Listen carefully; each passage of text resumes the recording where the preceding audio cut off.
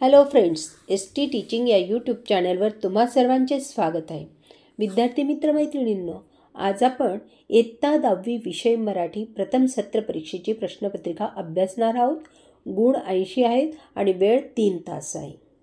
विद्यार्थी मित्रमैत्रिणींनो, मागील वर्षाच्या प्रथम सत्र परीक्षेत व प्रथम घटक चाचणी परीक्षेच्या प्रश्नपत्रिकांचाही तुम्ही अभ्यास करायचा आहे. उत्तरांसह सोडविलेल्या प्रश्नपत्रिकांच्या व्हिडिओची लिंक मी डिस्क्रिप्शनमध्ये दिली आहे. तसेच आय बटन व एंड स्क्रीनवर पण मी व्हिडिओची लिंक दिलेली आहे, ती तुम्ही अवश्य पहा. स्क्रीनशॉट काढून वहीत लिहिण्याचा सराव करा. त्यामुळे आजच्या प्रश्नपत्रिकेत आपण इतर प्रश्नांचा अभ्यास करणार आहोत. तसेच तुम्हाला कोणत्या व्हिडिओतील अधिक प्रश्न विचारण्यात आले ते मला कमेंट्समध्ये लिहून कळवा. चला तर मग मुलांनो, खेळताना, जेवताना किंवा कोणतेही काम करता करता व्हिडिओ ऐका.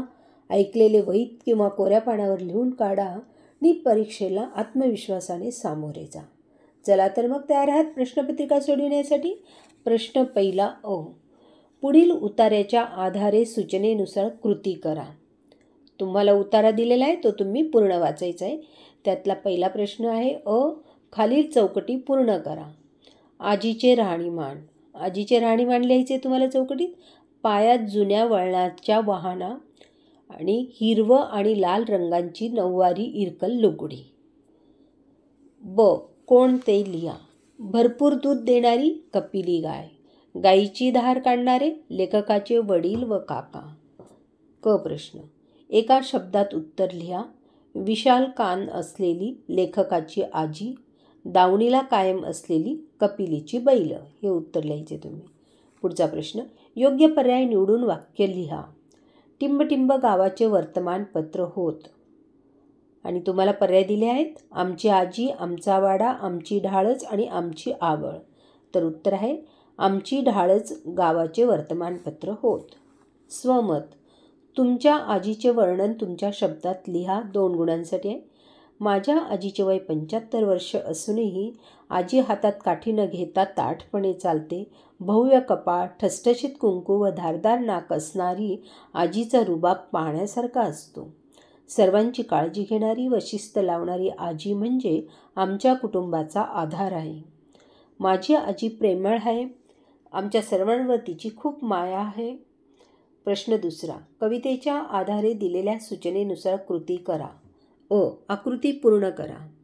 आता आकृती पूर्ण करायची आहे. त्यात विचारले कधीही करू नयेत अशा गोष्टी कोणत्या. तर त्या आकृतीत 4 गोष्टी लिहायच्या आहेत. पुण्यमार्ग सोडू नये, पैज लावू नये, कुणावरही आपले ओझे लादू नये, असत्याचा अभिमान बाळगू नये. पुढचा प्रश्न. चौकटी पूर्ण करा. संत रामदास सावधान होण्यास सांगतात ते. उत्तर आहे गुणवान ज्ञानी व्यक्तीची लक्षणं ऐकण्याकरिता. पुढचा आहे. संत रामदास श्रोत्यांना हे गुण सांगतात. कोणते गुण सांगतात. तर पुण्यमार्ग सोडू नये, संतांची सोबत सोडू नये, पापसंपत्तीचा साठा करू नये, लाजू नये, बाष्कळ बोलू नये आणि आळस करू नये. पुढचा प्रश्न ब. कारणे लिहा. त्यातला तोंडाळ व्यक्तीशी भांडू नये. कारण तोंडाळ व्यक्तीशी भांडून आपला अमूल्य वेळ वाया घालवू नये. संतसंग खंडू नये. संतांशी मैत्री केल्याने फायदाच होतो, त्यामुळे संतांची सोबत कधीच सोडू नये. पुढचा प्रश्न आहे. खालील काव्यपंक्तीतील विचार सौंदर्य स्पष्ट करा. सत्य मार्ग सांडू नये, असत्य पंथे जाऊ नये, कदा अभिमान घेऊ नये असत्याचा. दिलेल्या काव्यपंक्ती संत रामदास यांच्या श्रीदासबोधातील उत्तम लक्षण या उपदेशपर रचनेतील आहेत.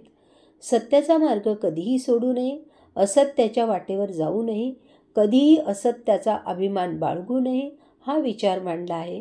आदर्श गुणांचे महत्त्व साध्या सोप्या भाषेतून प्रभावीपणे मांडणे ही त्यांची वैशिष्ट्ये आहेत काव्याची. सत्य असत्य अशा विरोधाभासातून मूल्य रुजविणे. पुढचा प्रश्न आहे. प्रश्न तिसरा. कोणत्याही 2 कृती सोडवा. गिरिजा कीर यांच्या लेखनाची वैशिष्ट्ये लिहा. आता कथा आणि चरित्र या दोन्ही अंगांनी त्यांची कथेची वैशिष्ट्ये लिहायची आहेत. कथेच्या माध्यमाने गिरिजा कीर यांच्या कथांमधून माणुसकीचे दर्शन घडते, वाचकांना खिळून ठेवतात. वास्तववादी चित्रणावर भर. आणि चरित्रातून मुलांवर उत्तम संस्कार घडवते.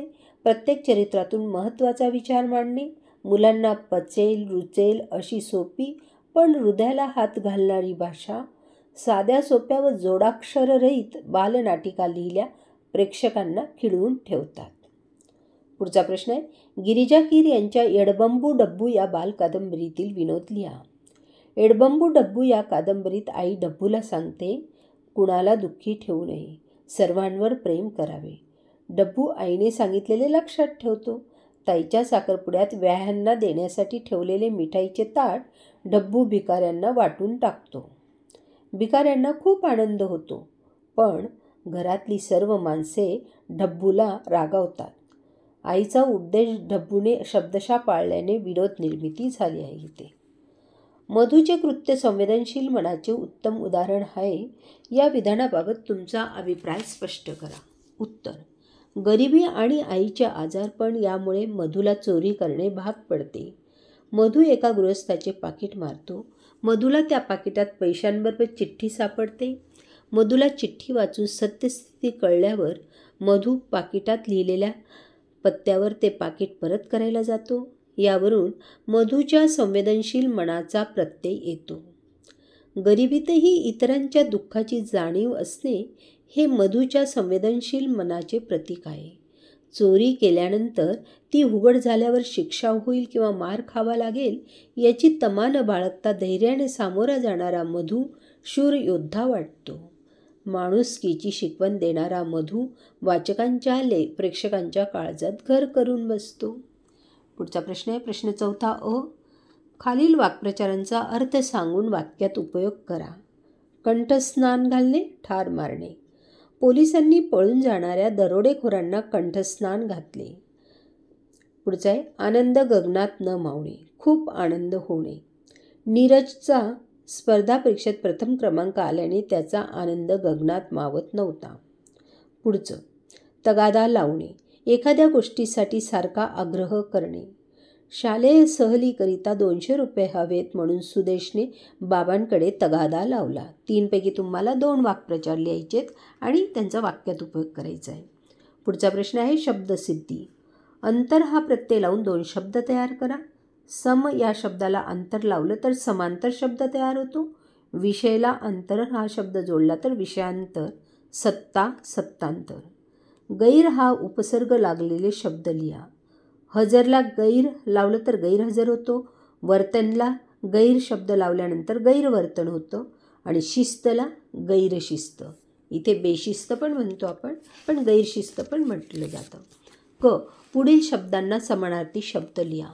स्नेह, प्रेम. मन, चित्त. वेदना, यातना. विहार, संचार. साजिरा, सुंदर. पुढचा आहे, विरुद्धार्थी शब्द लिहा. कीर्ती, अपकीर्ती. विवेक, अविवेक. उदय, अस्त. अभिमान, दुराभिमान. पुढचा प्रश्न आहे, पुढील शब्दांचे वचन बदला. रुपया, रुपये. वासरे, वासरू. रस्ता, रस्ते. लाडू, लाडू. पुढचा प्रश्न, पुढील शब्दांच्या अक्षरापासून 2 अर्थपूर्ण शब्द लिहा. महानगरपालिका हा शब्द दिलेला आहे आणि याच्यापासून तुम्हाला 2 अर्थपूर्ण शब्द लिहायचे. नगर, महान, पान, पार, कान, नग असे अजून होऊ शकतात. पुढचं आहे, लेखन नियमानुसार लेखन. दीपावली, दीपावली, दीपावली, दीपावली. तर या दीपावली हा शब्द बरोबर आहे. क्रियाशील, क्रियाशील, क्रियाशील, क्रियाशील. तर याच्यातला क्रियाशील हा शब्द बरोबर आहे. साहित्यिक, साहित्यिक, साहित्यिक आणि साहित्यिक. यातही साहित्यिक हा शब्द बरोबर आहे. पहिली विलांटी हला. पुढचा आहे, विरामचिन्हे ओळखा. दुहेरी अवतरण चिन्ह आहे आणि दुसरं उद्गार चिन्ह आहे. समास. पुढील सामासिक शब्दांचा विग्रह करा आणि त्याचा प्रकार लिहा. सामासिक शब्द दिले, भाजीपाला आणि पुरुषोत्तम. आता भाजीपाल्याचा विग्रह भाजीपाला वगैरे आणि त्याचा समास आहे समाहार, द्वंद्व. नंतर पुरुषोत्तम, उत्तम हा आहे पुरुष असा, कर्मधारय समास. पुढचं, खालील शब्दांना प्रचलित मराठी भाषेतील शब्द लिहा. ड्रामा, नाटक. टॅक्स, कर. या शब्दांची शॉर्ट व्हिडिओ बनवलेली आहे, ती पण तुम्ही पाहू शकतात. पुढचा आहे प्रश्न 5वा खालील कृती सोडवा. पत्रलेखन. खालील निवेदन वाचा व त्याखालील कोणतीही एक कृती सोडवा. वाचाल तर वाचाल अमेय पुस्तकालय, साने गुरुजी मार्ग, अमरावती. विद्यार्थ्यांसाठी सुवर्णसंधी. रौप्य महोत्सवानिमित्त पुस्तक खरेदीवर 20% सवलत. सवलत दिनांक 1 ऑक्टोबर ते 20 ऑक्टोबर 2025. त्वरा करा, त्वरा करा, त्वरा करा. सुवर्णसंधीचा लाभ घ्या. संपर्क दिलेला आहे ameya@gmail.com आणि व्यवस्थापक अरुणा पगार. वाचक या नात्याने व्यवस्थापकांना पुस्तकाची मागणी करणारं पत्र लिहायचे तुम्हाला वरच्या पत्त्यावर, वरची जी तुम्हाला जाहिरात दिलेली त्याच्यात. वाचक या नात्याने पुस्तक खरेदीवर सवलत दिल्याबद्दल व्यवस्थापकांचे आभार मानणारे पत्र लिहा.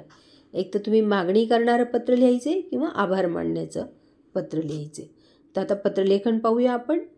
दिनांक 1 ऑक्टोबर 2025. प्रति माननीय व्यवस्थापक, अमेय पुस्तकालय, साने गुरुजी मार्ग, अमरावती. विषय पुस्तकांची मागणी करण्याबाबत. महोदय, माझे नाव अरुणा पगार आहे. आजच्या वर्तमानपत्रात मी आपल्या पुस्तकालयाची जाहिरात वाचली. मला वाचनाची खूप आवड असून आपल्या पुस्तकालयाची 20% सवलतीची जाहिरात वाचून मी आपणास पत्र लिहित आहे. मला काही पुस्तकांची खरेदी करायची आहे. तरी कृपया आपण मला हवी असलेली पुस्तके पोस्टाने पाठविण्याची तसदी घ्यावी. पत्रासोबत मी पुस्तकांची यादी पाठवित आहे. आपण सर्व पुस्तकांची किंमत किती झाली ते कळविणे आणि ऑनलाईन पेमेंट डिटेल्स पाठवावेत ही नम्र विनंती. पुस्तकांची यादी लिहायची. खाली तुम्हाला जी पुस्तकं आठवतील ती तुम्ही लिहा. एक होता कारोहर, वीणा गवाणकर, आई समजून घेताना, उत्तम कांबळे, कोसला, भालचंद्र नेमाडे, खरा मित्र, साने गुरुजी. कळावे. आपली नम्र कुमारी अरुणा पगार, लक्ष्मी निवास, अमरावती.